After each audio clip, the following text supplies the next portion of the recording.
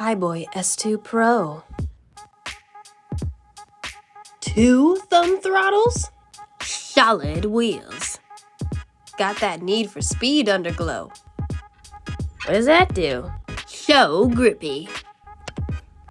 Is that supposed to do that?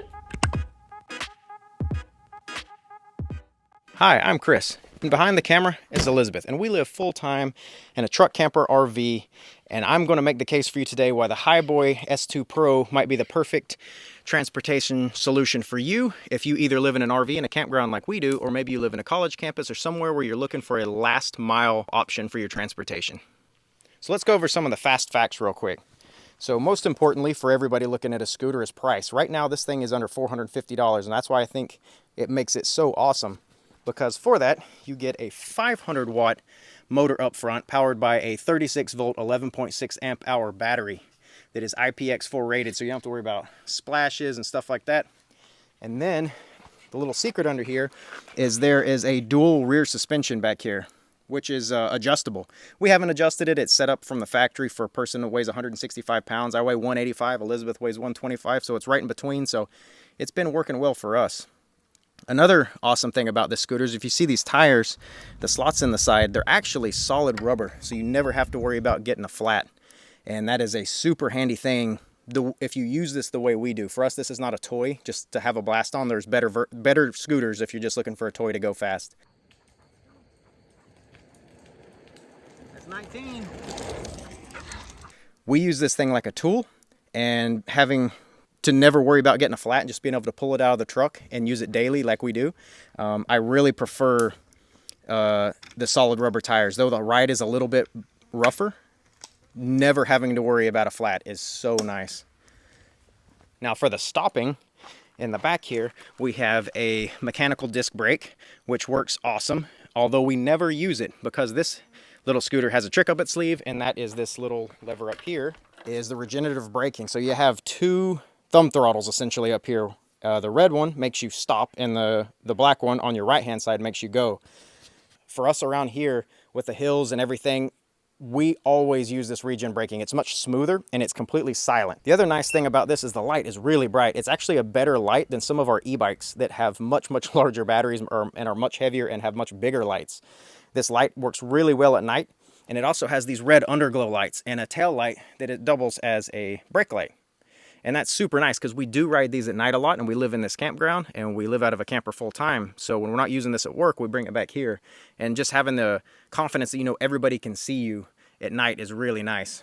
Now, because this is an awesome last mile option for transportation, and the way we use it a lot is we bring it with us in the truck when we go to work, is how easily it folds down.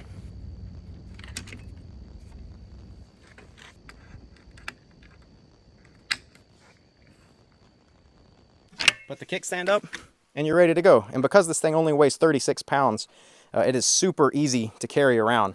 So we lived in Seattle for a while, and I remember watching people carry one wheels around, and I think this would even be easier to carry than a one wheel to get on and off the ferry, in and out of the subway, on and off the bus, or wherever you're going. Or for us, we put it in the back of a Ford Ranger and it goes to work with us. And we use it to count cars in a big parking lot that we work at.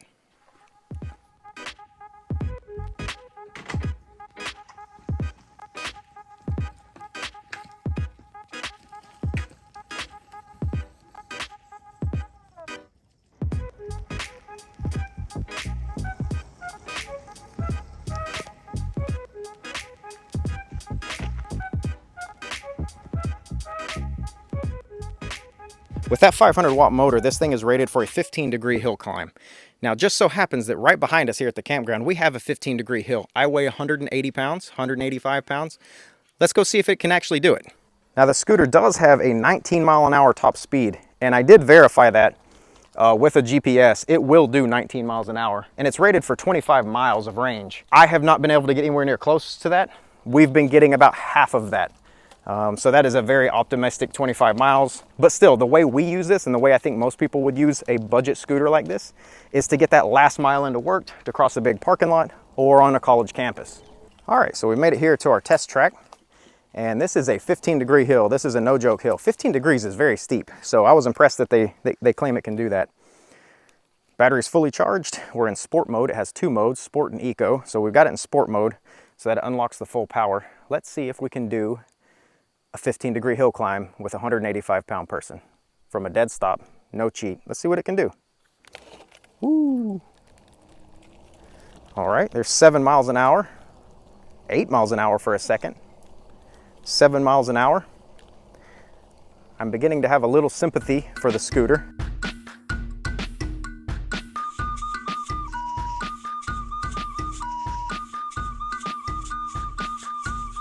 We're holding her wide open. Still 7. This is impressive, actually. Our dog here is enjoying this, and maybe you can get a sense of how steep this is. Now we're down to 6 miles an hour. This is the true test here. 5 miles an hour. It gets a little steep right here. Yeah, this is a true 15% right here. 5 miles an hour. You're not going to be keeping up with traffic, but just knowing that it will do it. Now we're getting back to 6 miles an hour, and we went up this hill 185 pounds. 15 degrees, so it actually does do that. That's impressive. Not fast, but it does it. I really don't like riding bicycle and scooter disc brakes down a hill, but what's super nice about this is I don't have to feel that mechanical sympathy of wearing my pad down and overheating it and warping it and just the irritating noise it makes. I can just use the regen brake right here. And what's really cool is you can actually see the meter light up showing my regen force. So right here you can see I'm getting 1 little regen bar, and it'll bring it to a dead stop. But you can see here, just using the regen brake, how awesome and quiet that is.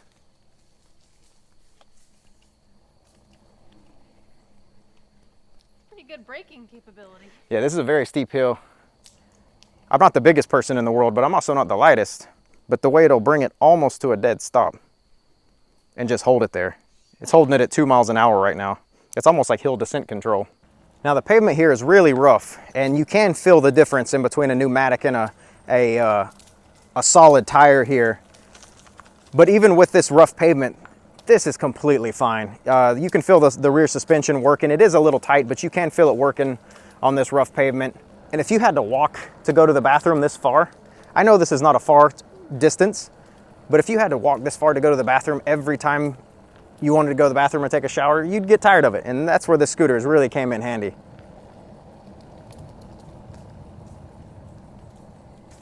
The other thing about these last mile pieces of transportation is that you can hop up on the sidewalk and you can go in between things, and they're just so much more maneuverable than a bicycle.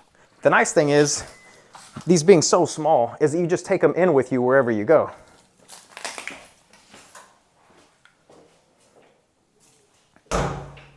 Super handy, and you just hop right back on it. Now the one thing that we did do, which I much prefer, it's in the settings and you can change it. Hiboy has an app, and they also have a menu system here that you can change things. This was a push to start scooter, which meant the throttle wouldn't work until you kicked it and got it going about 1 mile an hour, and then you could use the throttle. We went in the settings and changed that. When you're just riding in and out of bathrooms and you just like to hop on and hit the throttle and go, we did change it to where it's not push to start, it is just the throttle will work anytime you want it to. So that's something to think about, that maybe if it's your first time with a scooter, maybe leave it on the push to start so you don't, as you're pushing it somewhere, you don't inadvertently hit the throttle. But you're not going to get out of control with this thing. It takes 4 to 6 hours to charge this thing, and this is the charge port here. It has a 2 amp charger, which is not the fastest charger in the world, but being that it is only 11.6 amp hour battery, it doesn't take that long to charge. You're looking at 4 to 6 hours from dead. The other thing I wanted to touch on that we didn't mention before is out of the box, we've put together a lot of e-bikes and reviewed a lot of e-bikes. This thing was the easiest to put together that I've ever unboxed. The box was small. There's 4 screws here with a hex head. It comes with that wrench. You put that together and you're pretty much done. This has been by far the easiest to use of all the e-bikes and things that we have had. There's just been no problems, no issues, no adjusting anything, you know, most of the e-bikes that come in, there's something out of true. There is the rear derailleur needs adjustment, the suspension is faulty out of the box, something. There's always been something, or we get error codes. This thing has just been completely flawless. It is, which is again why I like it for a last mile mode of transportation. Tires can't go flat. It's been flawless. There's no setup to it. It weighs 36 pounds. It's easy to carry. So we use this thing like you would use a toaster or a hot water heater. It's always there. It works perfectly. It's not going to wow you. You're not going to hop on the scooter and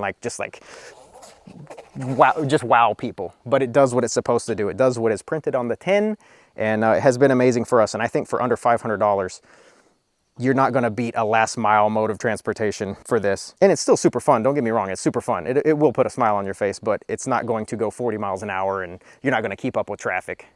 So this pavement is very rough, and it's that kind of pavement that a skateboard or rollerblades are kind of miserable on.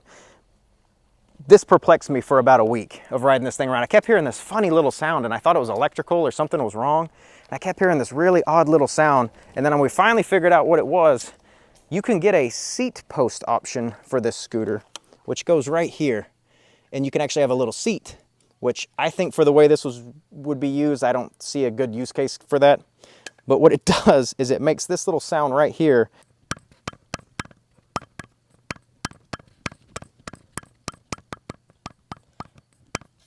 And you can't see that while you're riding it, and you're trying your best to figure out what that sound is. It's actually kind of a funny little sound. All right, we're going to wait for it to get a little bit darker so we can show you off the headlight and the cool LED glow light on the bottom and the brake light. So we'll just sit here together and wait.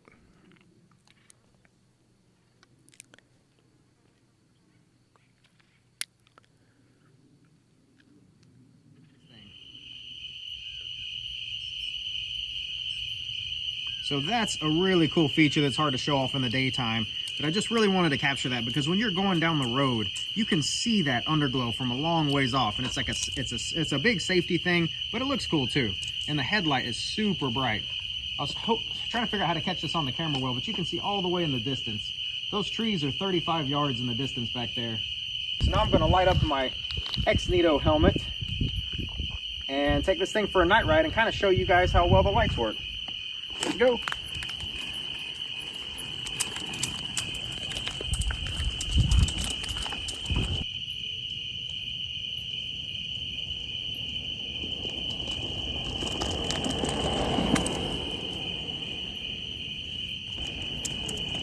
The other neat thing is that the brake light, you can see there, causes it to blink.